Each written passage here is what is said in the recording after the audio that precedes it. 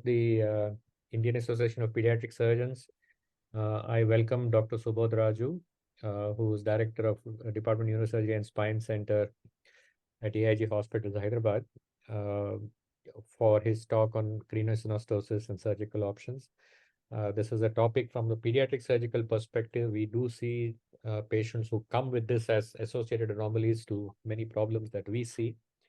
And I think it is also something that is of interest to us because it's a congenital anomaly that we see quite a few of. So without too much ado, I will hand over to Dr. Nabil to conduct the proceedings. Nabil has disappeared from view as we speak. He's appeared. I'm sorry, my laptop was not charging. I was just switching it on. Yeah. So good afternoon. Good afternoon, everybody. So Dr. Subodh Raju has completed his neurosurgery from the prestigious AIMS, New Delhi, and he carries a rich experience in the field of neurosurgery and spine surgery. But his special interest towards pediatric surgery is what has gotten us here on our forum as well. He is well known in the circles over here for his work on pediatric tumors, spinal dysmorphisms, and even craniosynostosis. He is currently associated as the Director of Department of Neurosurgery and Spine Services at AIG Hospitals and also Department of Neurosurgery at Apollo and also at Rainbow Hospitals.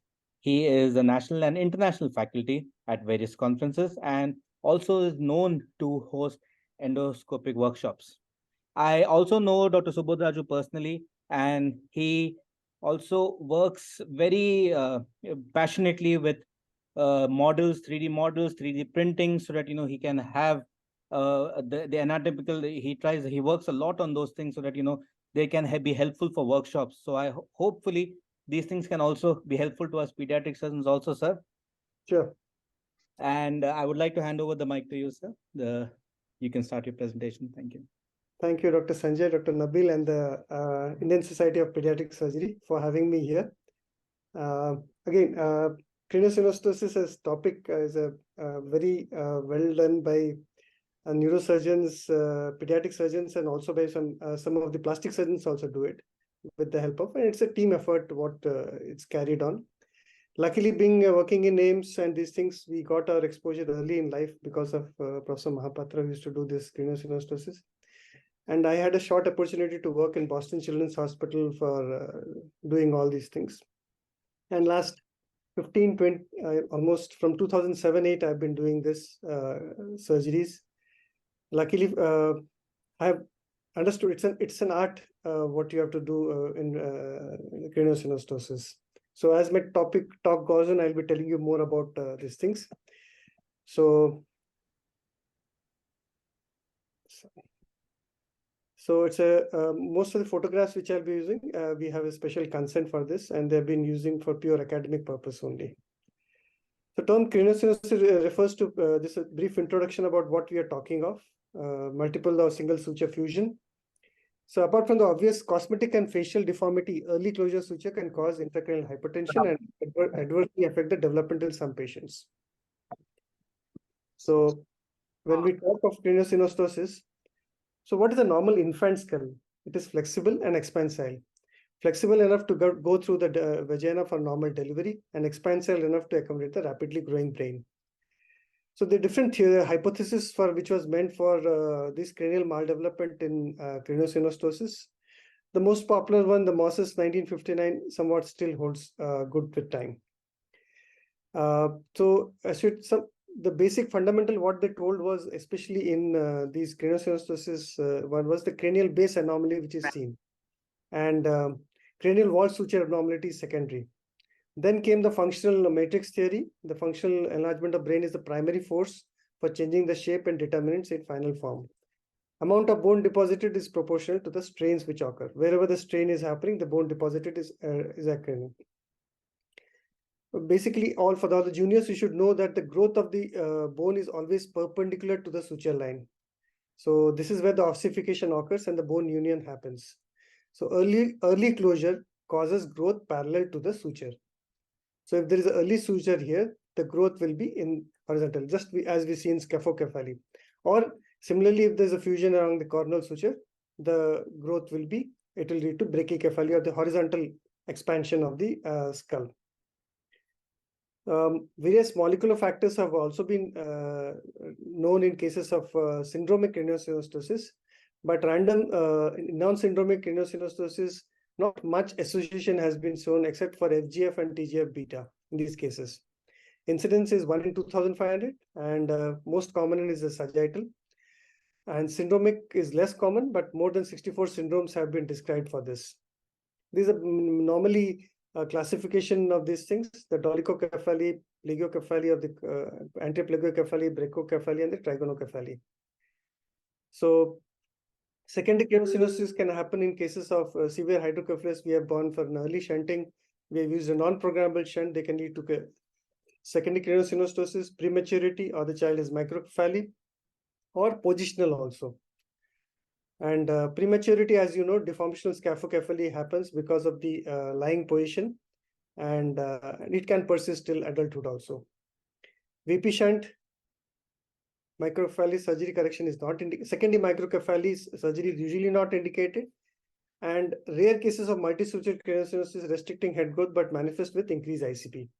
This is how the child lies down in an incubator. They can lead to this scaphocephaly or the positional deformity.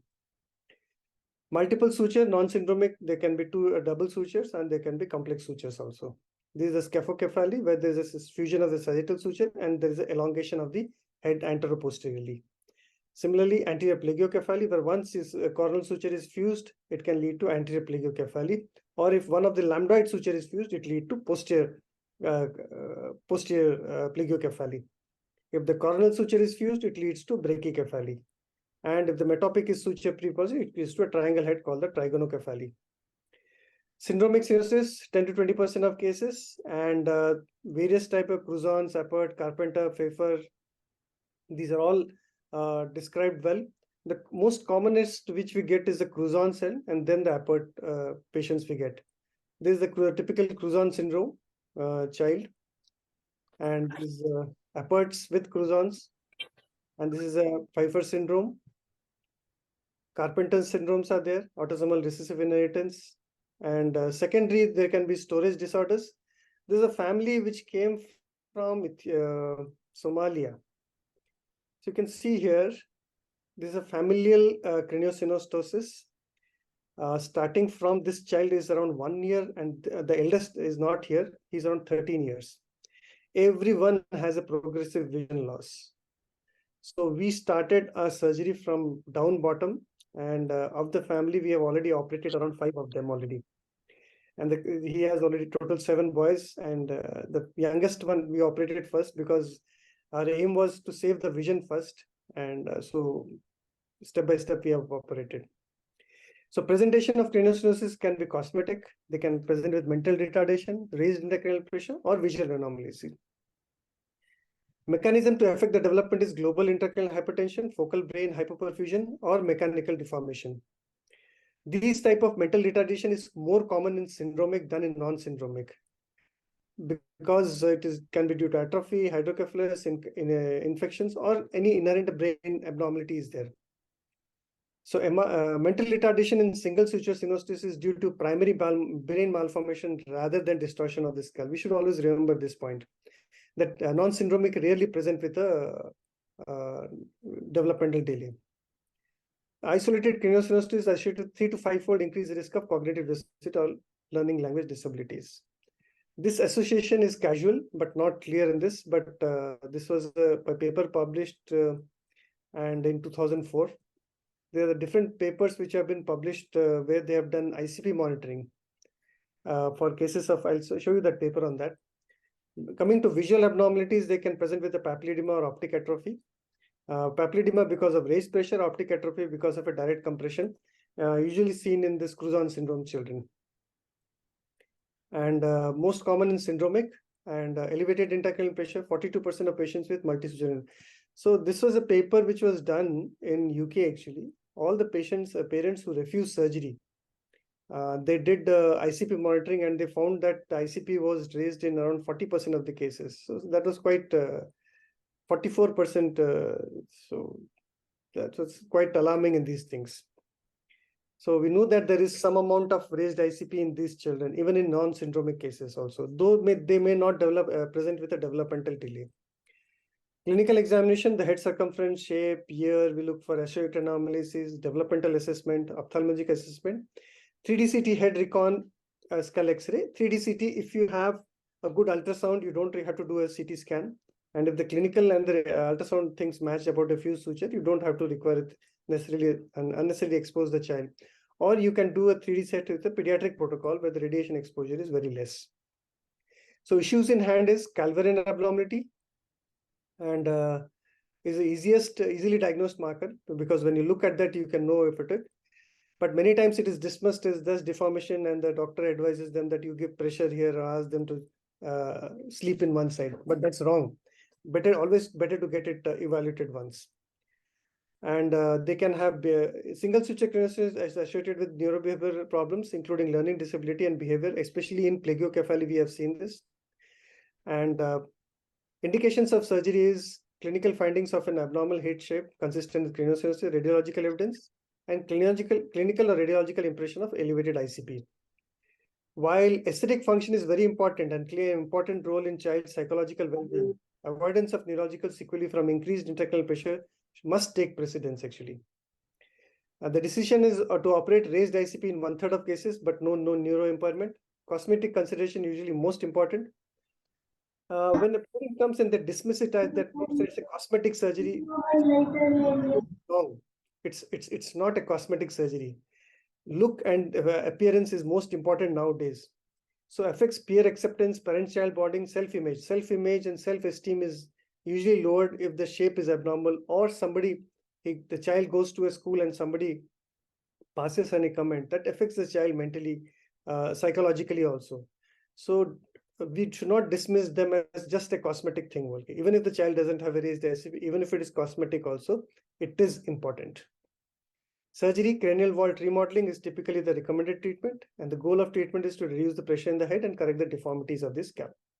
Timing, normal growth of skull tend towards increasing around in first year of life. We know that there are 2 phases of brain growth. First is the first 6 months, and then is the 18 to 24 months. So ideally, all sorts of the correction and these things, major things, should be over before 2 years of time. And younger, when we talk of by 1 year, before 1 year, if you do it, that's the best outcome. More significant outcome improvement if done less than 6 months. Correction of cranial base is more successful if it is done early. Early repair advantages, remodeling is easier because the bone is very malleable. And rapid brain growth benefits bone remodeling. And bone defects heal rapidly also in these cases, whenever we do an early repair. So this is the percentage of adult brain volume. So as the age increases, you look at this graph. So when we do a remodeling of the skull or do a cranioplasty, so the earlier we do, we can do more non-restrictive bone fixation, but when the age increases, we have to resort to more rigid bone fixation and more bone work. In younger age, the bone work is less compared to an older age children. So this is sagittal synostosis when we talk of the most common craniosynostosis which we encounter in our practice. Incidence is 2 in 1,000 births, and surgery we can do an open, or we can do an endoscopic if the child presents early. Again, early means before 3 months is described, but we take it up to 4 months. If the child can present before 4 months, we can do it. So if different types of osteotomies are described, different types of corrections are there, the pipe procedure, these things. When I talk a bit about this endoscopic surgery. So this is used for children below 3 months or 4 months. It allows rapid bone growth to correct the pre-surgical deformity, and post-operative helmets to aid the achieved correction of asymmetry. So this is what. So there's some papers which have come from this Boston Children's Hospital only, where they've done endoscopic suturectomy with post-operative helmet therapy in bilateral coronal synostosis, and they have also done it in sagittal synostosis. These well-established protocols are there. So we take 2 holes we make and pass the endoscope. I'll show you a video on that. So this is sagittal synostosis. You can see the elongated head with a silver beaten appearance of the skull. The coronal sutures are fine. The lambdoid suture is fine, but the sagittal suture is fused. So this is a typical case of scaphocephaly.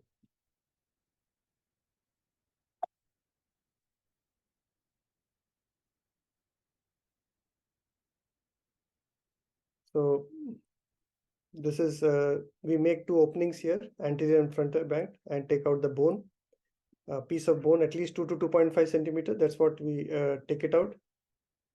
And after that, this is the pre-op and this is the post-op. This is the first helmet I tried to make in way back in 2010-11. It's a handmade thing with what the radiation people use for the face immobilizer. With that, I tried to make the helmet, but because that time nobody was doing a 3D printing and these things, and it was very expensive. And in US, it cost you around each helmet cost you around $500 to $700. So we were making this with 700 rupees and these things. That's how we started making the helmet. So this is again a small incision down below, patient lying down in prone position. We pass the endoscope below, make two holes here and pass the endoscope and do a suturectomy. The endoscopy, we use a 45-degree endoscope that acts as a bevel. Let's see. That acts as a bevel and helps in separating the dura from the bone. And then you take a long scissor and cut it. So endoscopic strip cranectomy evolution is it's an evolution, not a revolution actually. This is by Mark Proctor, actually from same Boston Children's Hospital. So this is a graphic representation of what happens if you do endoscopic. So we have removed, this is the sagittal suture, this is the coronal suture, this is the lambdoid suture. And once we do remove this part of the bone and do just cut, release the sutures. We release these sutures also, the coronal and the lambdoid sutures also. And then we put a helmet onto the patient. So as the brain grows, so we put a helmet with a restrictive, anterior posterior restrictive, and the sideways a release. So as the skull grows, it produces a rounded thing. So that's the basic concept of helmet therapy. Similar cases of, but the main thing is the child should present early in these cases. So this is, you can see here, we have made a burr hole and we have passed the endoscope into it with continuous irrigation. So we have used this for sagittal synostosis, bicoronal synostosis if the child present early, or multisutural craniosynostosis if the child has presented early, where we have done a strip cranectomy for all sutures by just 2 incisions. So you can see here, we are passing the scope here and trying to separate it from the bone, the dura. Because the sagittal sinus is there, nothing to worry. And your irrigation should be copious because the small veins might be there. And if vein is very important because they can lead to venous air embolism. So your irrigation should be continuous and copious in these cases. So pass the scope to separate it. You can see here the incision here, the bone. Separate the bone and put a scissor and cut it. This is the scissor being used, a long scissor, because the bone is soft and malleable in a 4-month-old child. So you just give 2 incision and pull it out and pull out the bone. Once you have separated, the separation is the first part. First the pericranium is elevated, then the burr hole is made, and then the dura is separated from the bone. Let's see here. Both side incisions have been made, and then the bone is removed. You can see here, there's a craniosynostosis. There's a suturectomy which has been done. So we try to do around 2 to 2.5 centimeters, whatever is possible. Because these children have a tendency to, you can see the bone edges here. This is the galea. So once this is done, so this is the various steps it has been shown. You can see the bone here. There's the galea here. Same way, suturectomy can be done. So rapid growth of the brain occurs over the first 3 to 6 months. As I told you, the first phase of brain growth is before 6 months. So you can do it before and put the helmet, and it can help you a lot. And benefits are minimally invasive surgery, much shorter surgical time, 1 to 2 days hospital stay, much blood loss, very small and nearly invisible incisions. So once you remove it, you can put a helmet. This is a case of a multisutural craniosynostosis where we did multisuturectomy. And same way, this is again a endoscopic suture release. Again, the criteria is the children should present early. There are the various type of helmets nowadays we are making, 3D printing it, depending on the size of the head and the shape and what are the restrictive zones and the non-restrictive zones. Based on that, we put the helmet.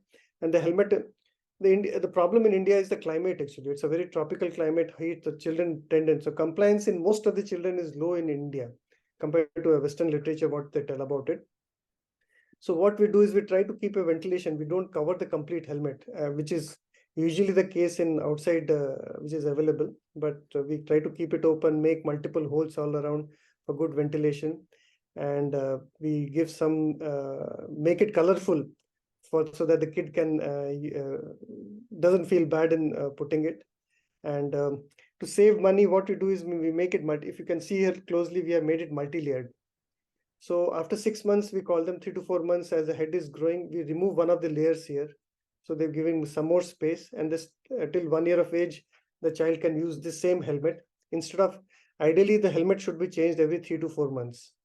So, but in India, because this is slightly expensive side, 3D printed and getting it printed from Bombay.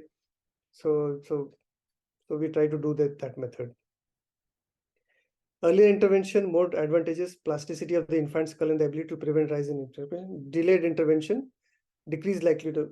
So what happens is, if you do early intervention, there is a chance of restenosis. So you have to be careful on that. So if there is a chance of, we have to always explain the parents that now we are taking care of the raised intracranial pressure. Later on, the deformity correction may be required down the line.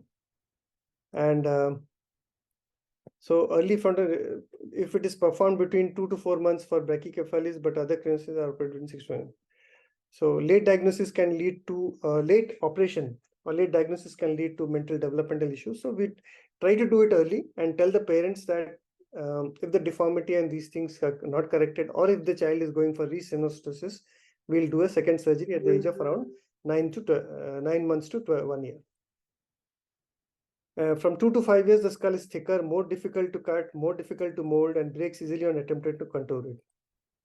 So incomplete cuts and radial cuts are very useful to get the proper shape. I'll show you some of these cases. And existence, remember that there's a frontal sinus that should be assessed before surgery, especially in older children, which is not there in smaller children. And which again, advantage of operating it early is that extremely we rarely find the frontal sinus in small children less than 1 year of age. And cranectomy is performed by neurosurgeons before 4 months of age if it seems necessary for functional reason, pointing out that craniofacial remodeling is difficult before 4 months of age. Timing of surgery, optimal timing for surgical intervention in non-syndromic remains controversial with respect to both functional and aesthetic outcomes. Unclear what role of timing of surgical intervention plays in neurodevelopment of the infant brain. So my take always will be to, if the child is presented early in life, we go for limited suturectomy. And at the age of 9 months to 12 months, we can go for ultimately the frontal base remodeling, which you are talking of, doesn't happen with the endoscopic strip cranectomy. That's so plagiocephaly and these things may not get corrected. So the best outcomes in endoscopic surgery is for sagittal synostosis or brachycephaly. And other cases we do it, but some cases may require. If it is not very severe, by simple endoscopic and helmet, it can be managed. But if it's a severe plagiocephaly, we have to do it in a better way. This is a non-syndromic, age of presentation 7 months, scaphocephaly, sagittal plus metopic. You can see a elongated head. So we did biparietal release and frontoorbital remodeling of the bone. This is basically an anterior pie procedure, what we did. So you can see here, the child looks from, this is around 7 months to at 3 years of age. And another cases, similar type of cases, where we do a biparietal release and a frontal bone remodeling. Same, biparietal release. This is a posterior pie procedure. And because the head is elongated too much, we put the child in this is called as a sphinx position. So we can operate from the frontal region to the occipital, to the occipital region, the prone position. So because the occipital is protruding too much, we do in these cases, we do an occipital reduction like this. This is the way we do the occipital reduction. Flattening multiple radial cuts and flattening it by parietal disc and plicating the frontal bone. Similar way, this is another case of same scaphocephaly operated. If the child presents with a older age, we have to do a holocranial dismantling. Next comes to craniosynostosis. It can be unilateral like a plagiocephaly or bilateral like a brachiocephaly. There's a fused suture.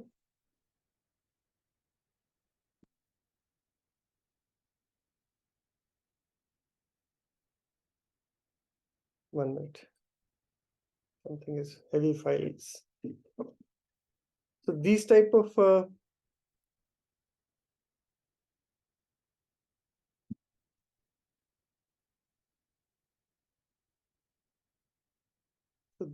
plagiocephaly are most common the present with a deformity. They will have a facial scoliosis. They'll have a unilateral fused suture, and the nose will be bent too. That's called as a facial scoliosis. The same side ipsilateral anterior fossa will be small, and the orbit will be shallow in the that cases. So we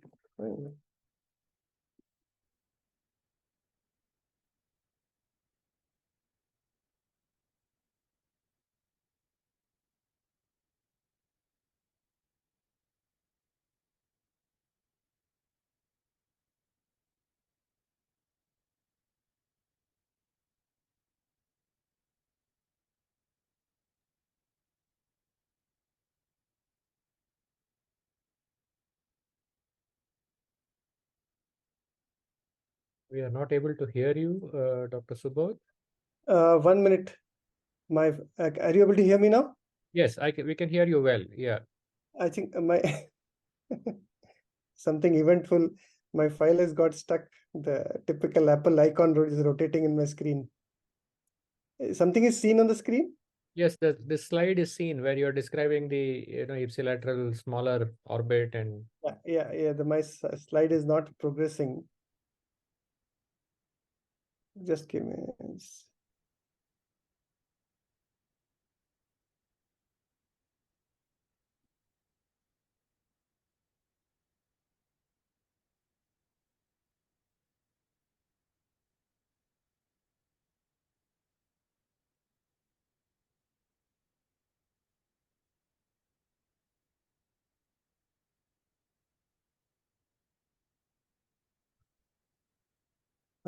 Just a minute. I have to again stop share and start again. I think so. Just give me a minute.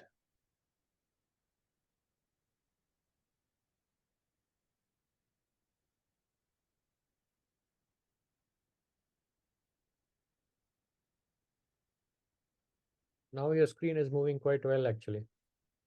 Yeah, that's what I'm trying to do again.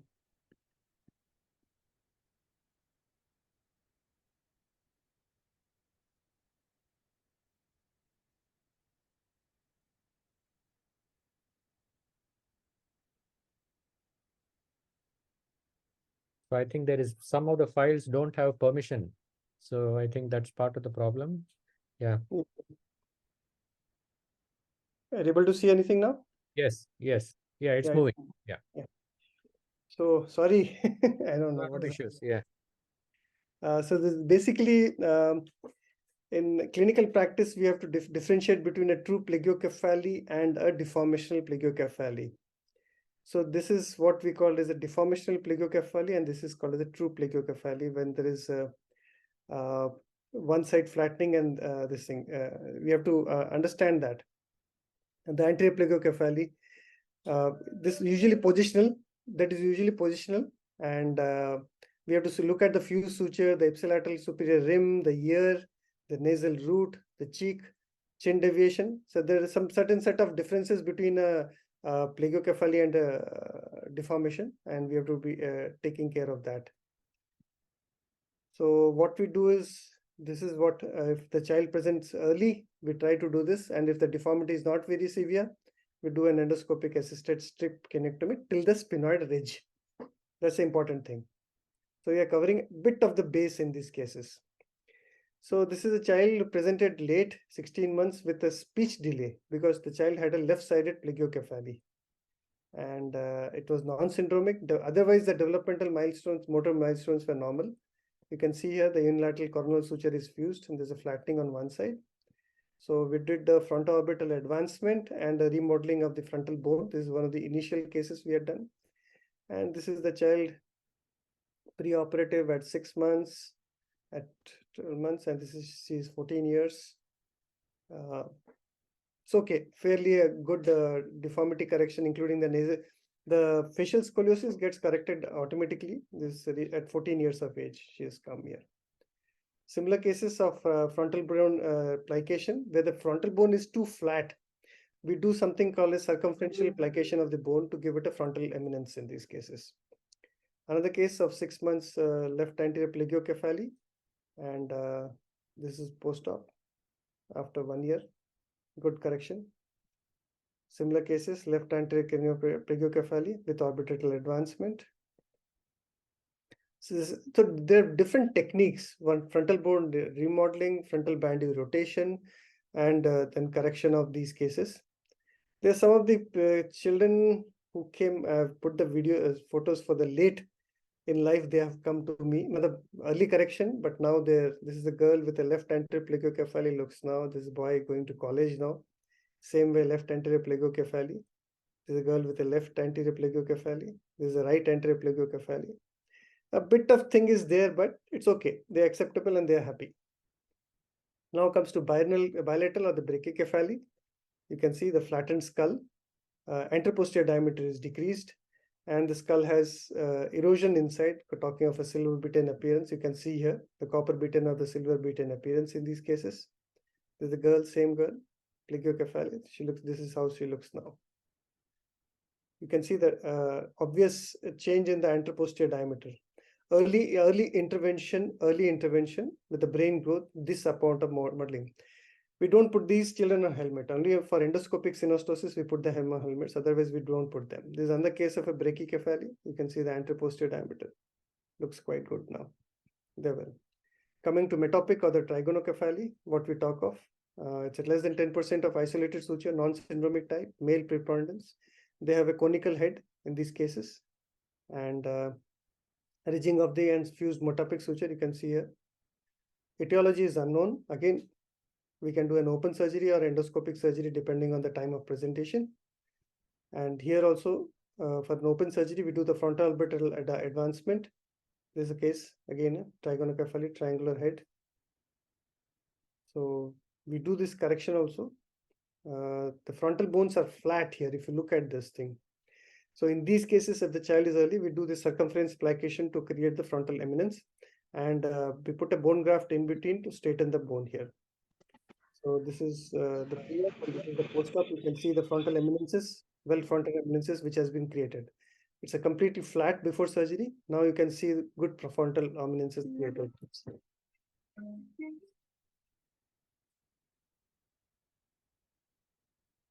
This is another case of, again, same trigonocephaly. And so you can see the good frontal eminences which have been created. You can see the ridging of the head, frontal eminences created. Again, another case of trigonocephaly, frontoorbital advances with this bandeau correction. You can see the ridging of the suture here. Very prominently seen suture. This is a rounded head with two frontal eminences. Endoscopically, as I told you, lambdoid is extremely common, but if it's an isolated lambdoid synostosis, sometimes we leave it. And if it's a deformational plagiocephaly, also we don't advise any surgery. But if it is significant, then we do in for correction, because in this case, there is a posterior erosion of the skull. So we did basically this is a posterior brachycephaly, we call it. So we did expansion posteriorly in these cases.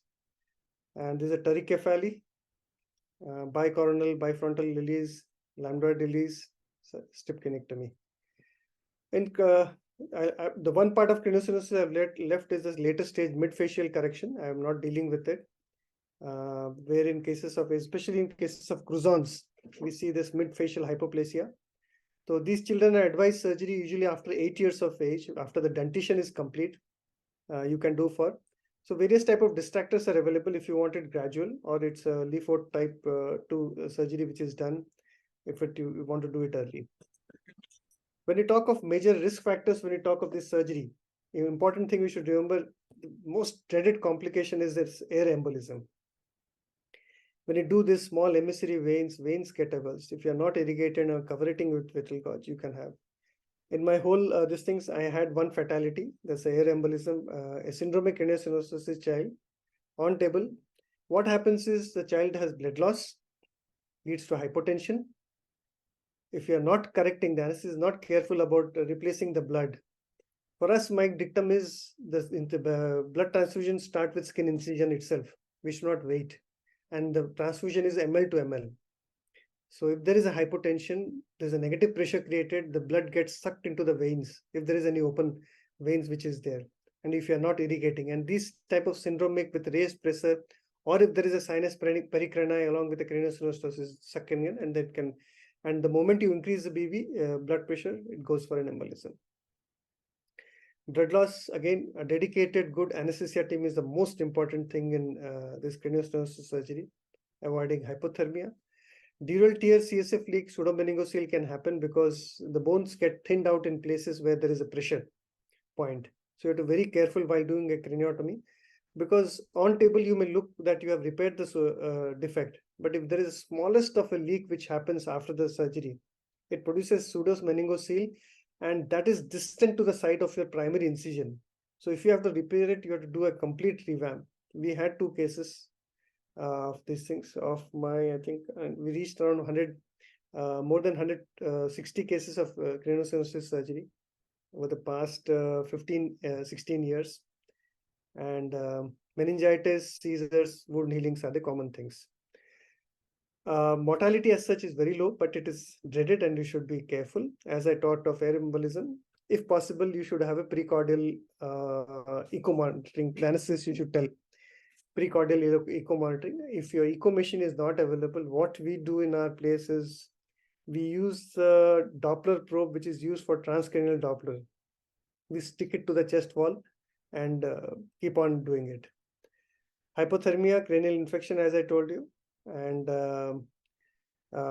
infection depends on the type of synostosis, age at presentation, surgical timing, more duration of surgery, number of surgeons in that, and intensive care unit and ICUs. Subgaleal hematomas are common, so we have to put a drain in these cases. We have to tell the parents that the child may develop a swelling, the eyes may be closed for first 3-4 days, but it comes down easily. Dural tears can happen, incidence is as high as 5%, and CSF leak is around 2.7%. Ocular morbidity, pre and post impairments seen with unilateral corneal synostosis. They can have, if you see a child of anterior plagioccephaly, the child will keep the head usually tilted slightly because there is a minor amount of superior oblique disparity. So in these cases, they may have diplopia, and they may have sometimes where you are trying to do, especially in syndromic cases, this can happen. And as part of a pre-operative workup, I missed that part. Beside the clinical, we get routinely an ophthalmology evaluation and a neurodevelopmental outcome, a neurodevelopmental assessment in all cases to see for any of these things. And in equivocal cases where you're doubtful whether in couple of cases, what you have done is on table, you have done an ICP monitoring. On table, before doing anything, I put a small burr hole and put the Codman sensor inside to see if the ICP is really high in these cases. And long-term follow-up, speech, genetic counseling, feeding, swallowing, ophthalmology. And if there is a refusion, we have to go in for a redo surgery. Again, I'm telling, it has never to be dismissed as a cosmetic surgery. We should not dismiss it at all. And to summarize, the key to treating cyanosis is early detection. And by early detection is increasing the awareness among the primary care physicians, our pediatricians, friends. And some forms of craniosynostosis can affect the brain development of a child. The degree of problems is dependent on the severity of the synostosis, number of sutures that are fused, and the presence of brain or other organ problems that could affect the child. Genetic counseling may be recommended by the physician to evaluate the parents of the child for any hereditary disorder that may tend to run in our families. And a child with craniosynostosis requires frequent medical evaluation to ensure that the skull, facial bones, and the brain are developing normally. And the medical team works with the child's family to provide education guidance to improve the health and well-being of the child. Because it is not a one-time job. They have to be under follow-up for developmental issues and these things, and they have to be followed up regularly. And if there is the child developing a synostosis, secondary synostosis, or refusion early, then it has to be looked into that.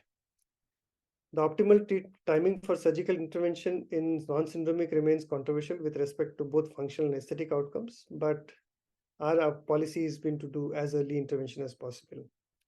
And demonstrable clinical radiological signs of raised ICP should not be neglected. Earliest sutural release, strip cranectomies releases the raised ICP concerns with less complication. Intervening before 12 months of age is sufficient to avoid any negative sequelae.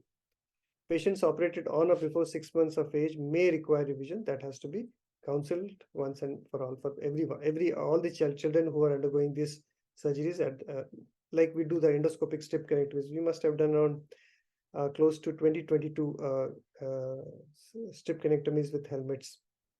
Out of that, around 6 of them, especially the brachia and the plagiocephaly, had required surgery.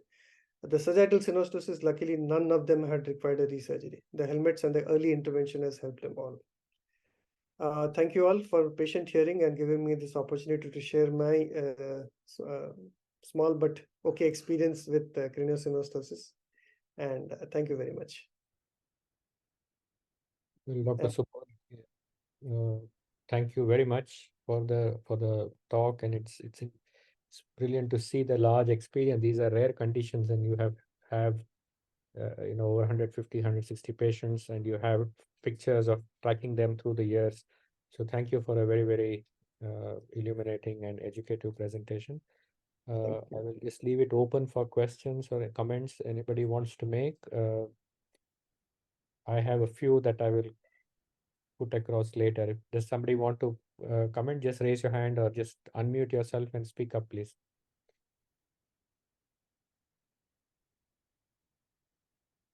While we wait, sorry, go ahead.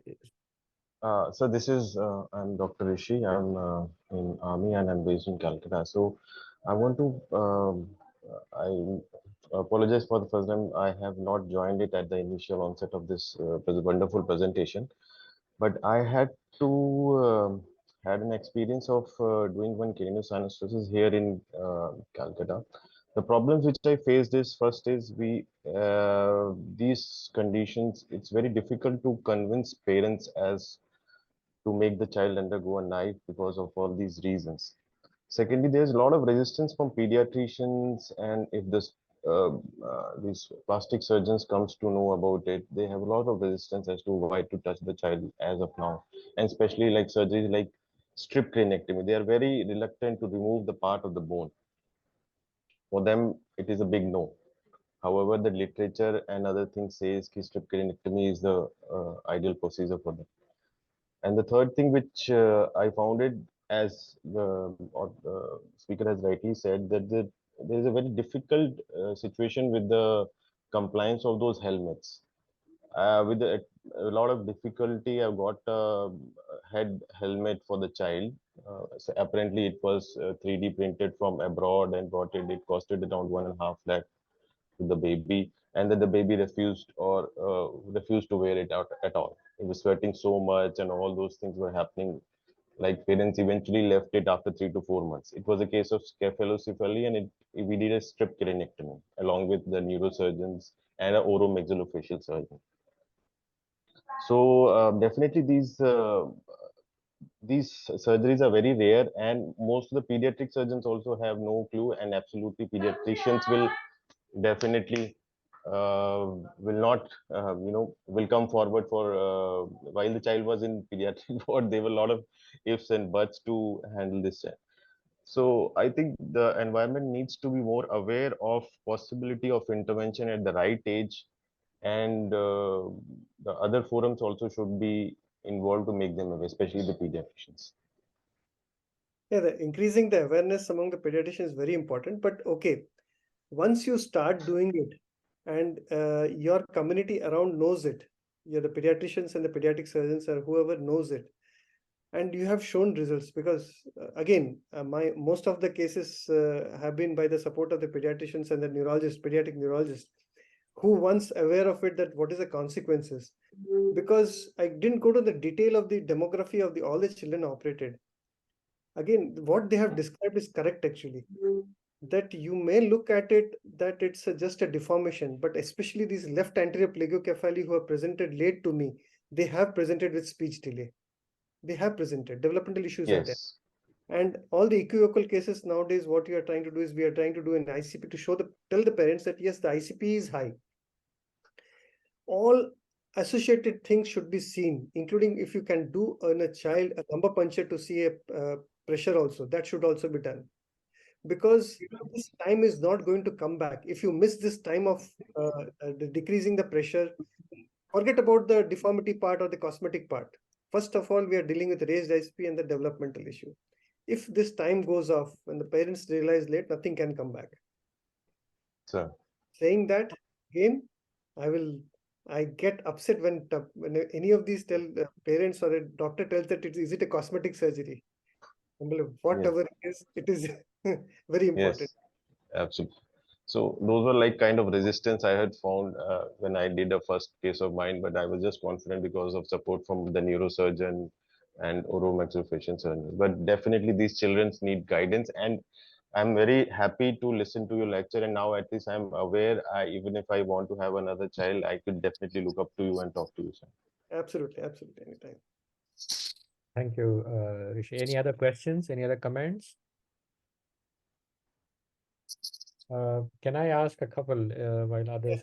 The Yeah. bones are always this weather beaten, is it? Because they look like Swiss cheese in some of the MRIs. They look, I mean, some of your CTs, they're really, really thin. So are these children also prone to fractures and things when they are toddlers and falling around and things? Yes, yes, they are prone to. They are prone to. We have to be careful with them if before intervention. Again, a bit of warning here. When a radiologist shows you a CT scan, sends a CT scan, you should be very, very careful about 3D reconstructed scan. 3D reconstructed scan, if you adjust the density of the bone on the cursor, you can get different pictures. Oh, So okay. these, yeah. Again, so you have to be looking at axial, not reconstructed, axial bony windows for these erosions. Okay. So basically, he can slide and increase the thickness or the density. Okay. It depends on the technician who's printing that 3D reconstructed scan. Okay. The second question probably is a little loop question. I mean, these are all free grafts you are taking out and remodeling and putting them back in, isn't it? So how Yes. do these survive? I mean, what keeps these grafts alive when you put them back and stick them back onto the dura? You don't suture them or anything. You just place them there, do you? No. When some of these actually, the details of the surgical procedure I didn't mention much. The most important part of these frontoorbital as advanced is the frontal bandeau reconstruction. The front orbital bandeau. That one we fix it with, nowadays we use the bioabsorbable plate. Initial days we used to use the titanium, but again, the titanium remains is a metallic implant. We don't want any metallic implant, so we use the bioabsorbable plates here to keep it steady. On that, we anchor the bones with PDS, or sometimes you use a 28 gauge stainless steel wire. All the non-restrictive areas are there. We don't try to put any metallic implant. The whichever place there is no growth or anything, we can tie it with a small 28 gauge stainless steel wire. And osteogenic thing, you preserve the pericranium. Pericranium is osteogenic and the dura is osteogenic. So bony fusion and there's been never a case, especially never a case there's been a bone resorption or anything in these cases. So it doesn't necrose or anything. No. If there is a primary disease of the bone, it's a different case. As I am telling you, non-syndromic cases, 99% of the cases, you will not have anything. Actually, they go in for fusion very fast. Okay. You think that we have left such a large defect, especially after a frontoorbital erosion. You see them after 6 months, you can hardly feel the defect. So are there interposition things you can place between them to prevent them rejoining? We make the advancement rigid so that they don't settle down. So whenever we do a plagiocephalic correction, we do it 20% more than what it is, because there will be some amount of settling which is happening. So I have a query regarding the follow-up. Yes. So do you recommend any imaging to be done just to show it to the parents later on, or just we just No, I avoid any form of CT scans. One CT scan, unless the child has some fall or something, parents are apprehensive, they want to get a CT scan done, otherwise no. The facial head circumference, the anteroposterior, bicoronal, bisagittal, these things, distances and their shape, that's the best guidance to you. the parents are extremely happy, they are okay with it, but I want to, if I want to see it from imaging point of view, what all difference has it made? So So you surface laser scanners are available now. okay, Surface very good, laser scanners. So whoever is doing this 3D printing of these helmets and these things, sir. people who do this 3D printing, Yes, some of sir. them have this where they want to copy a design, anything. Forget about the medicine and brain, head. They have these surface laser scanners. Sure. So you have to put a soft cloth over the face and head completely, completely sticking to the head, the soft things which are available nowadays. And on that, we do a laser scan. Okay, that's it. That's it. Any other questions? Any other comments? Nabil, do you want to add anything? Otherwise, we'll call it a day. No, it was a really insightful talk, sir. Especially the data collection which you have is phenomenal. The way you have really have all the pictures and your close follow-up is I think I must really congratulate you for that. And I think we as junior surgeons should also make it a point to have a your data collection. That is one thing. Another thing I've, apart from the subject itself, another thing which I have learned in this talk is how to have your data there all the time. I think that makes a huge difference in your expertise in the subject, and also becoming an authority of the subject. So thank you for that as well, sir. Thank you very much. Thank you for the opportunity to share my experience. Thank you. Yeah, thank you, Dr. Subodh. Thank you very much from all of us. And we do hope that we might have some more interactions on clinical patients going forward. And if anybody has some queries and whatever, I'm sure they can reach out to you. So thank you very much for your time and for sharing your experience. And once again, with warm regards from all of us. As always, these talks will be available on our YouTube channel. So those of you who haven't seen it or wish to go back and look at it are free to do so. IAPS Society is the YouTube site. So ladies and gentlemen, thank you very much. And we will meet again in the coming fortnight. Thank you very much and good night. Thank you, Subodh, and Thank Dr. you. Nabil. Thank you very much. Good night. Thank you, sir. Thank you. Thank you, Navid. Bye. Bye. Good night. Thank you.